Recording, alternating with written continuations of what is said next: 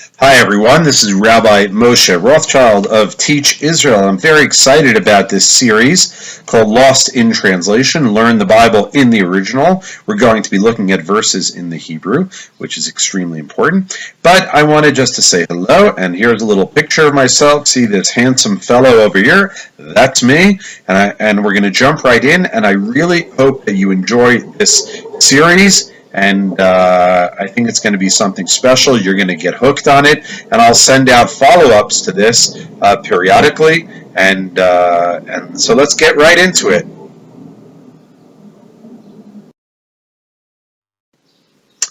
So the question of lost in translation or learning the Bible in the original is extremely important. Take a look at some of these signs that you might see here in Israel. Here you have.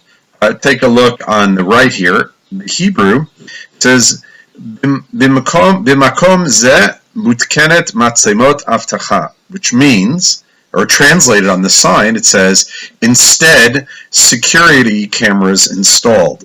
Now, obviously, for an English speaker, makes no sense. The word in Hebrew, bimkom, or bimakom ze, right? Bimakom means in this place. But if you read it as bimkom instead of bimakom, it means instead. So it's translated incorrectly. The English makes no sense, while the Hebrew is perfectly logical for those who read Hebrew. Take a look at this sign. It says sakana borot bakvish, which they translated as danger, ignorance on the road. Now that may be true. There are a lot of ignorant drivers out there. But the word in Hebrew, borot, means a pit or a ditch. So it literally means danger. There's a ditch on the road. But a bor in Hebrew can also mean someone who's ignorant. The same word in English, B-O-O-R, a bor is someone who's ignorant. So mistranslated. Take a look at this sign.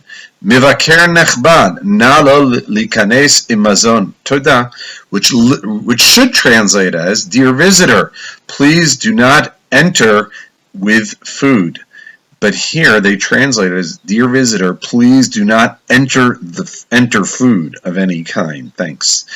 Right? So it sounds like they don't want you to go into the food as opposed to actually bringing the food with you. Let's take a look at another page. So here, take a look on the right here, and it says in Hebrew, Salat beharkava atzmit, which they translated as self-assembling salad. Now, I'd like to see that salad. I haven't met a salad that can assemble itself. Basically, what that means is self-service salad, that you put the salad together on your own. Now, take a look at this sign. Now, one thing is correct. Okay, this is a sign about the rules, chovot hamitrachetz, the rules for someone going in the pool or for the bather. Here, they put det bather. Chovot can mean the obligations or the rules, and they translate here as det, because it can also mean a debt, but makes no sense in this context. Det bather. Siren pool officials instructions signs. I don't know what that means when you read the English, but the Hebrew basically means listen to the instructions of all those in charge and to the signs. Beware slip and ponds in their vicinity, not allowed to run and push. Parents, lenders, you watch the kids wash up to 6 years of age toddlers' knees. There are no saves.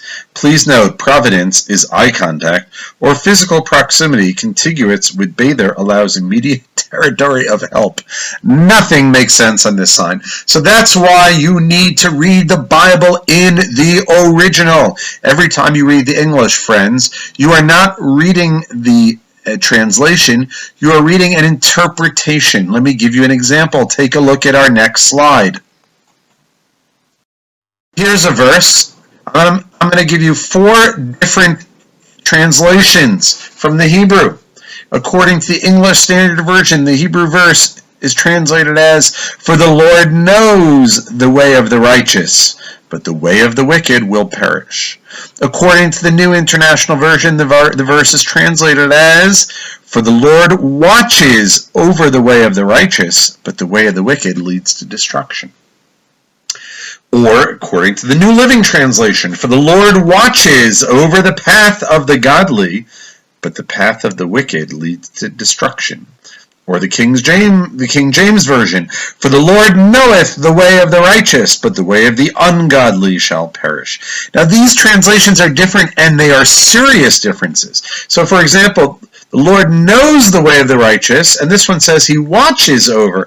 So which one is it? Knowing and watching are two very different things. So for example, I can know how my children behave, right, is very different than saying I'm watching over them. So in the translation, it's not just a difference in translation, it's a difference in understanding how God operates in the world. Here, God knows the way of the righteous. Or here, he's watching over the path of the godly. What's the difference between someone who's godly and righteous? They could be very different. Maybe you can argue that righteous doesn't necessarily mean godly. Here, it's the path of the wicked or the ungodly. Which is it?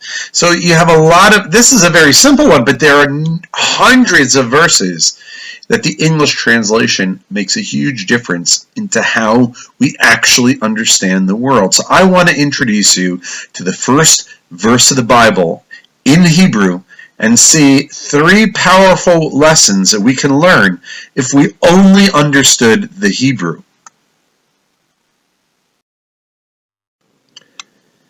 So here we are, the very first verse of the Bible. In English, the popular translation is, in the beginning, God created the heavens and the earth. Or in Hebrew, Bereshit bara Elokim et hashamayim ve'et haaretz. 7 Hebrew words, 1, 2, 3, 4, 5, 6, and 7. Translated, in the beginning, God created the heavens and the earth. So we are going to look at 3 lessons that you could learn if you would in fact understand what the Hebrew meant. And even if you are not a Hebrew reader, where you can't even read it, that is okay. I will explain it to you very clearly, even for the non-Hebrew readers. Here we go. There is a simple lesson that we could learn from these verses. Our words can create a world. Right? Our words can create a world, meaning the way you talk, the things you say, you can literally create.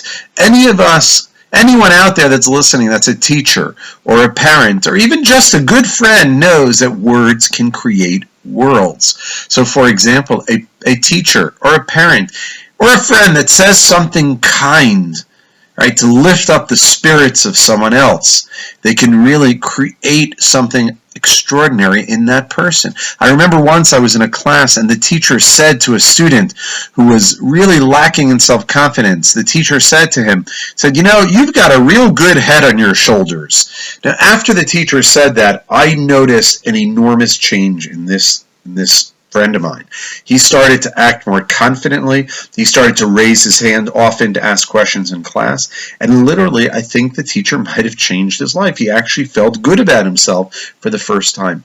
How many times have we said things that, God forbid, we've hurt people, right? Or we have to apologize for them.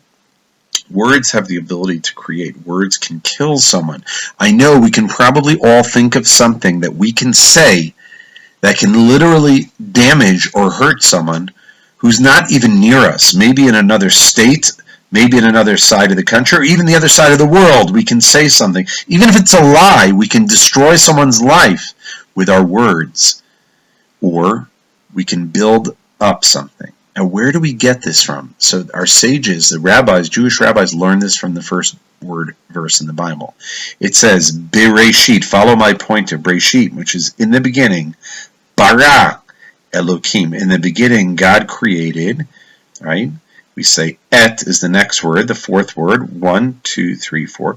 In the beginning, God created Aleph, the letter Aleph, or the Greek alpha, Taf. In the beginning, God created Aleph and Taf. What is Aleph and Taf? What are these letters that I've highlighted for you in the blue and in the yellow? The yellow here, this is the Hebrew letter Aleph, which is the very first letter of the Hebrew alphabet. The Taf is the last letter of the Hebrew alphabet.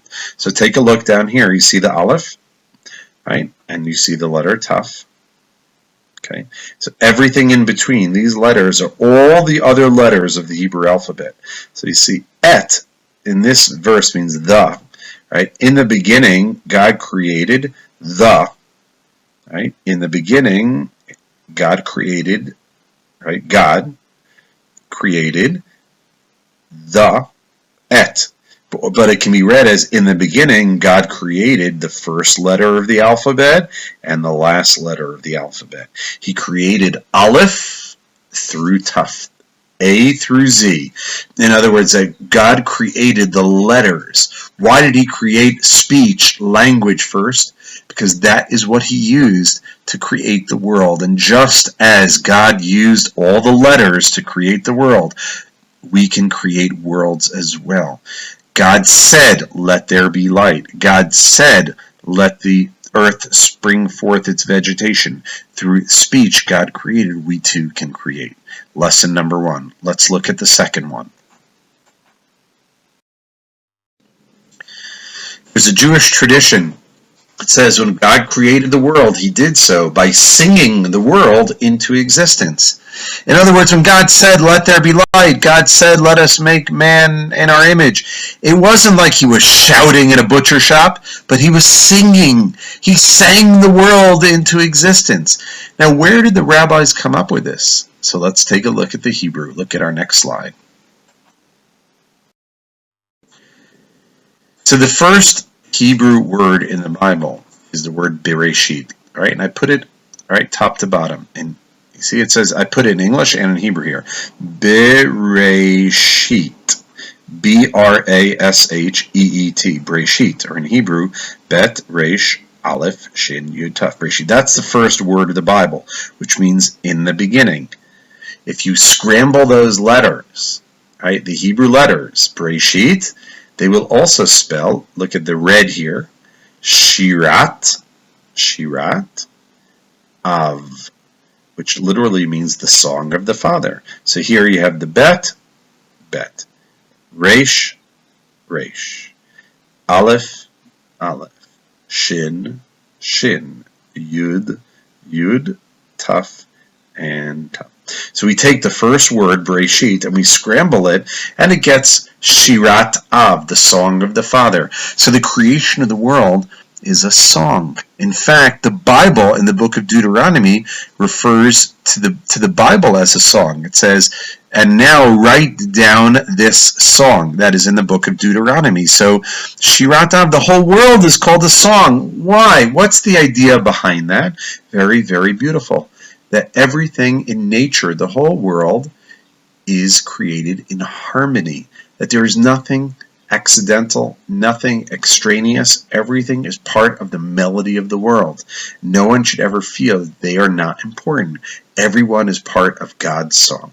Lesson number 2. Let's go to number 3. So what is heaven made out of? So the rabbis tell us that heaven is made of fire and water.